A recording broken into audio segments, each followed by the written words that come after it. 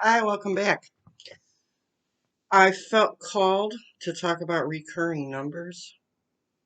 It's something most of us see a lot. It's one of the synchronicities that we run into that help show us and guide us along the way. They show us if we're on the right path. They usually show up when you are on the right path. Um, I was baking cookies the other day, Christmas baking. Love to do it. And the recipe said that it would make 100 cookies. And I came up with 83. And that was still so daunting to me. Like, oh God. Having to roll and bake and dip 83 cookies was a lot. I'm not, I love baking. I love baking. But cookies are not my favorite thing to bake. So 83 cookies is what I came up with. And I was walking around going, I don't want to dip 83 cookies. I'm so sick of 83 cookies. And the recipe called for 100. How did I come up with 83? And then I was walking past the stove and saw that the time was a number that has been showing up for me for years now. And I immediately thought, there's my number. But in the back of my mind, I still had 83 Pfefferneuse cookies bugging me. And I thought, wait a minute.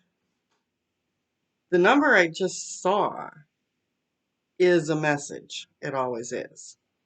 So let's look at this 83. 8 plus 3 equals 11. That's a master number. You put the two together, and I was totally on the right path. So I got my cookies dipped in the glaze and got them done. And it feels fantastic to get it done. It's something accomplished, but it's something that I can share with the people that I love. I'm not eating 83 cookies by myself. So, but after that, I felt called to talk about recurring numbers and why they come into our life, what they are, and how they can help guide us. How you can start paying attention to the guiding that you're getting. So for me, the 83 Pfefferneuse, okay, plus 3 equals 11, that's a master number. Well, what the heck's a master number? Why is it different from other numbers? So I started doing my usual geek nerd dork stuff and researched the heck out of it. And it turns out that it goes back to Pythagoras, a Greek philosopher, who originally assigned a number to the letters of the alphabet, 1 through 9. When I got my Rider Waite deck, that's a whole other story. A really good friend of mine gave me my first tarot deck when I was 16. I was a friend of her son's. We were in a friend circle, all strictly platonic. But our friend circle would go over and hang out with Vivian and Jack just as much as we would go hang out with their sons. These people were so fantastic. And the one day I was over hanging out with Vivian, and she said, "You know what? Something tells me I have a gift for you." And she went into this antique kitchen cabinet. I'm sorry, my nose is so itchy today. Um, and it was kind of like turn of the last century um, pantry cabinet. And she pulled out a pack of Rider Waite tarot cards. Um, They're a little dog-eared at this point. I'm taking really good care of them as good as I can, but they're falling apart. It's actually all taped together. But yeah, this was given to me when I was 16. It was definitely my destiny. And the deck came with a blank card, and I felt called to turn it into a Pythagorean number thing, even though I had absolutely no idea about any of this Pythagora or all that back then. I really wasn't into numerology much. I've learned about it along the way. Um, so what this is that you take each letter of the alphabet, this is what Pythagoras did, and assign a number to it. You can chart out the number of your name, places, just pick any word, person, place, thing, whatever. Pick a verb or an adjective. It's all good. And you add the numbers together. When you come up with a double or triple digit, you usually add them together to come to a single digit. There are three exceptions: 11, 22, and 33. And these are known as master numbers. Um, Pythagoras assigned this back around the year 600. Oh, shoot, I forgot to write it down. Taking notes on all this because there's just so much involved. Um, I'm gonna have to double check that though. I can't remember if he was BC or AD. Thinking BC, but I don't know. Um, so this is a quick cheat guide for me though, that I can, remember easily what numbers are assigned to which letters. And it helps me determine my life path number. Um, that's your birth date all added up together. And if the recurring numbers that I'm seeing go along with my life path number, am I on the right path? If the numbers you're seeing add up to your life path number, then oh my gosh, yeah, you're on a mission. Go for it. So I've noticed an awful lot of people are stuck on the number 11. That is the ultimate master number. And what it means is intuition. It's a very strong message to listen to your inner self, to your higher guides, to your higher self. Um, go with where you're at and develop it. Where you're at is the way I've been doing this. Might be completely different for you, but this is one idea. I look at what I was thinking the nanosecond before I saw the number. Not always the internal dialogue stuff. Sometimes it's the feeling that you were having, emotions. An awful lot of the spiritual stuff doesn't come in words, it comes in feelings. So, were you feeling happy at the moment when you saw your number? Most likely, yes, you were. And this is a message from your guides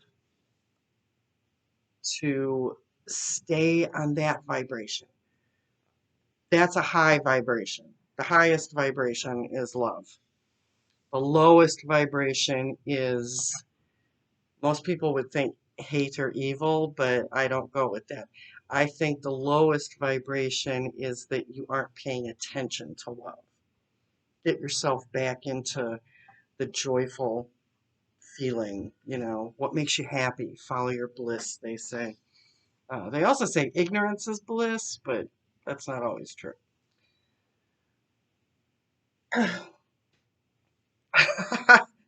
Man, could I ever talk about that? All right, so we'll keep going with recurring numbers. So I got the number that I always see, my personal recurring number. Most people have them. And then my very next thought was about these 83 Pfefferneuse cookies, which adds up to master number 11. I was being told, stay in that frequency, stay with that vibration. A lot of times people are told, um, go with the frequency and the vibration, but people don't tell you what that is. You know, it is the higher vibrations, higher frequencies are those that, quantum physically speaking, vibrate higher. We're all a part of all that is. Everything is the same energy. Tables and chairs vibrate at a low energy. Emotions vibrate at a high energy. Love, pure, capital L, love. Um, Not romantic love, no, spiritual love. Um, I mean, it can be both, but it's the spiritual love that vibrates at the highest frequency. So if you're feeling really happy when you see your recurring number, pay attention to that. That's telling you keep going with that feeling. Follow that. You're on the right path. If you're feeling kind of crappy when you see your recurring number, that's an alarm clock. That's a wake-up call. Change your pattern of thinking. Hey, I'm over here. Love is over here. Let's, angels, guides, all that talking to you. Come back to us. Come get up here with us. Get out of that low feeling. Change your thoughts. As hard as it is, it can be done. So, okay, then this morning, what happened is that I like to draw 3 cards every morning from various decks, whatever I feel called to, um, what I'm drawn to, what stands out. And I usually like to go with the first thought. If a second thought comes in, it's usually me overthinking it. So I let that go and I go back to the first thought. And this morning I picked the Akashic Tarot by Sharon Ann Klinger and Sandra Ann Taylor. Sorry, Sandra. I love that they both have the same middle name with the same spelling. The cards that came up, the very first one was a 2, the Akashic Library. The next card that came up was the 5 of Scrolls reversed, Diversity. And the third card that came up was Add Some, number 22, reversed. Now these two are both major arcana. And they were like this in the deck. Starting with a 2, ending with a 22. Double vibration. Add Some is a Latin word that means I have arrived, I am here, I am present. So I started out with my Akashic Library and then ended up with like a complete diagonal. It was so cool. It just made me so happy. It told me, even being reversed, it told me that I need to keep going with how I'm feeling. Pay attention to my feelings. Um, the Five of Scrolls, reverse diversity, is telling me to make a choice, that I am in charge of this. None of this stuff is written in stone. You get to make the choice. I get to make the choice. This is our life, our path. We get to walk it the way we want to. Sometimes the way we want isn't always the best way, for our highest growth, our highest potential, which is always spiritual. It isn't money, it isn't stuff. You can't take the stuff with you from life to life. It might show up again, but your highest calling is always the spiritual lessons. So here I was wanting to talk about recurring numbers, though, and I got 2 and 22. That's pretty darn cool. When you come into recurring numbers, if you see, well, not so much the recurring, but the numerology part of it, um, a single number will carry one meaning. The number 2 is like cooperation, harmony, compromise so that you get along, finding that balance. And then 22 would be the number 2 doubly amplified. You wouldn't break this down to a 4. Pythagoras stuck with 11, 22, and 33 as the master numbers. 3 being a trinity number, the highest calling. As far as equilibrium goes. One thing you may recognize Pythagoras for is a quote from The Wizard of Oz. I had to write it down because I don't have it remembered. Okay, see if this rings a bell. The square of the hypotenuse of a right triangle is equal to the sum of the squares on the other two sides. That is the Pythagorean theorem. Very mathematical, and that is one reason why we look at the triangle as being a sacred geometric shape. There's so much over time where geometric knowledge has been given to us. And I mean, we don't need to know all the minor details. You don't have to be a math whiz to do any of this. You don't need to be the scarecrow. You can be the lion. But it does still play a role. Don't overthink it, but pay attention to it. There it is. Now, what am I going to do with this? So, I wanted to say too about add some. I took notes. The I have arrived part. This was in my morning reading, what I was going to do for the day. And when I got add some, it's one of my favorite cards because it means I have arrived. I did it. It lets me know in advance that I'm going to pull through with what I need to do for the day and that I may not succeed spectacularly, but I will succeed. My lesson for the day, what I was called to do in the Akashic Records will be fulfilled. So that's a very happy card for me. Um, the other ways that you could see recurring numbers, though, a lot of times for me, it's when I pick up my phone, I will notice that the battery power will be the exact same number as the time. That's like a double, wow, okay, pay attention to this moment. Pay attention to what you were just thinking. Was it a happy thought? Was it a good thought? Get back in that feeling. Don't get distracted from it. Stay there.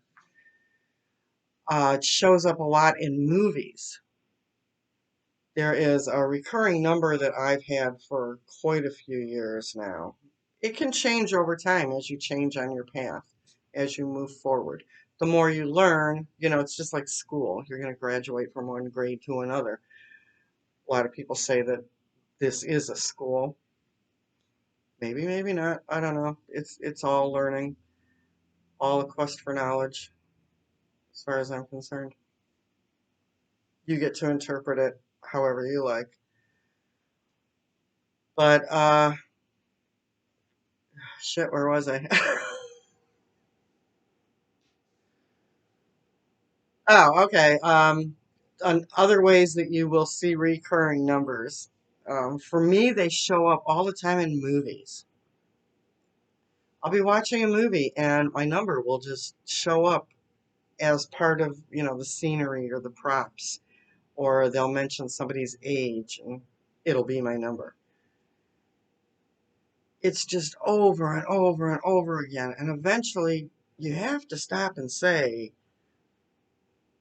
this is not coincidental. This is, showing up way too much. I personally don't believe in coincidence. I think it's all messages. But for those who are new to it, who are still juggling, the coincidence versus message part of it, pay attention how you're feeling when you see that number and keep going with it. Go with that flow. Ride it out. Keep that higher vibration going.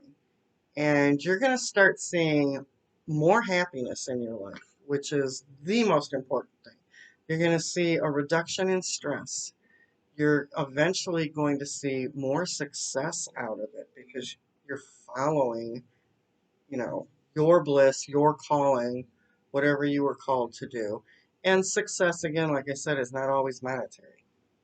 It may show up monetarily, it may not. It all depends on what you are here to accomplish. So, all right, let's draw some cards for you guys and see what we come up with. Um, all right, let's pick some Rider Waite.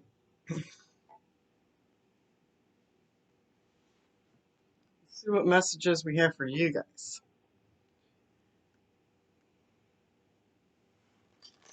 Give me a minute here to tune in.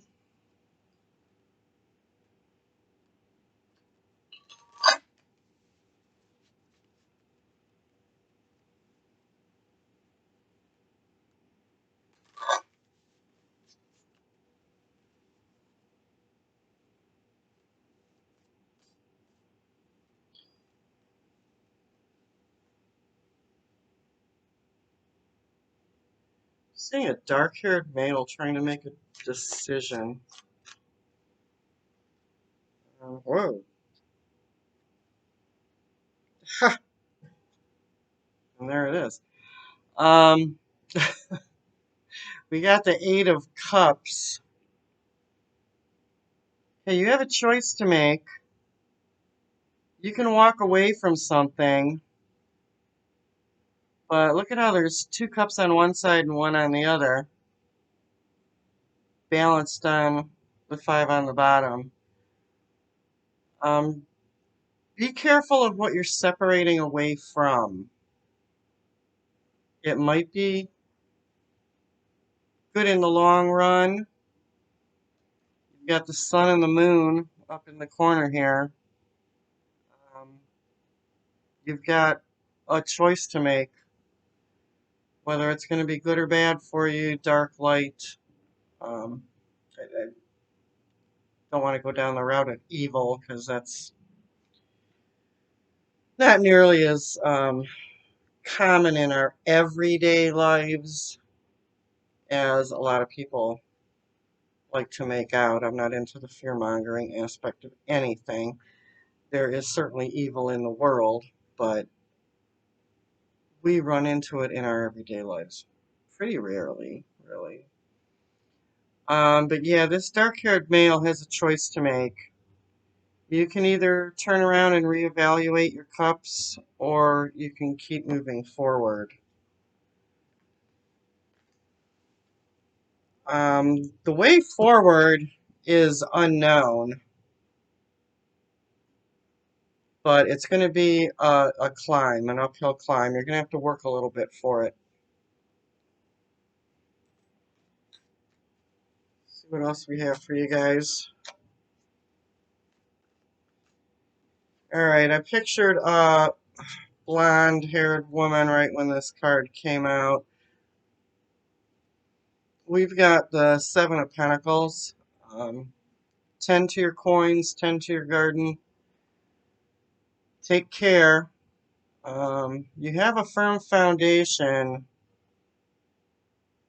but don't get too, I don't want to say confident, because that's, being confident's awesome, but don't get haughty about it, Be aware that there's still a lot of work to do. And this harvest will come about. It's loaded with coins.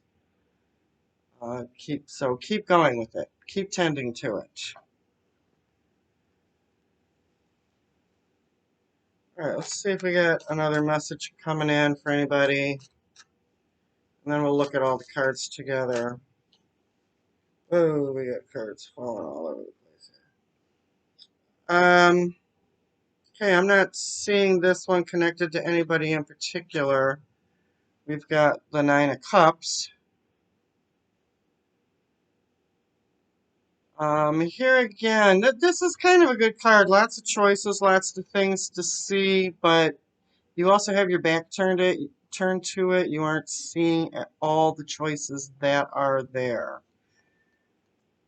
And this came with the Knight of Wands. Slow, steady pace. Growth for sure. Kind of slow in coming though. Look to your ancestors for some answers. They're talking to you.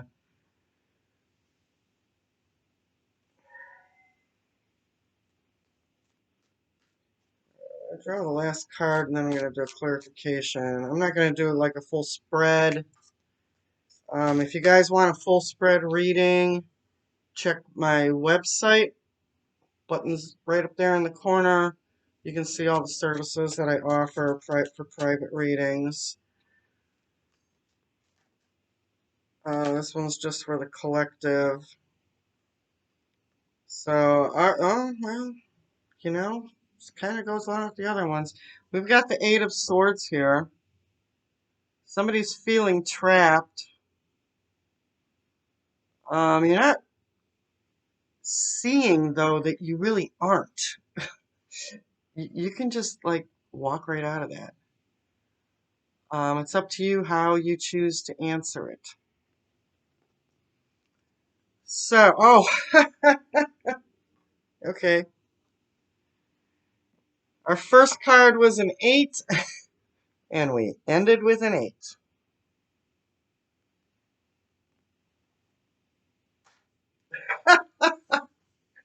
Recurring numbers. I don't know all the meanings of numerology offhand. It's one of those things that I know I can just, look up instantly online, so I don't bother to learn it all, for better or worse. There are other things that, I personally am more interested in. But you guys might want to look up the number 8 and find out what the meaning is. To begin and end with it is pretty interesting. When I'm talking about recurring numbers. All right, we're going to wrap it up. Oh, God. See, this is so fun, man, when stuff like that happens. It's like, wow, yeah. Coincidence? I don't think so. See you next time, guys. Have a good one.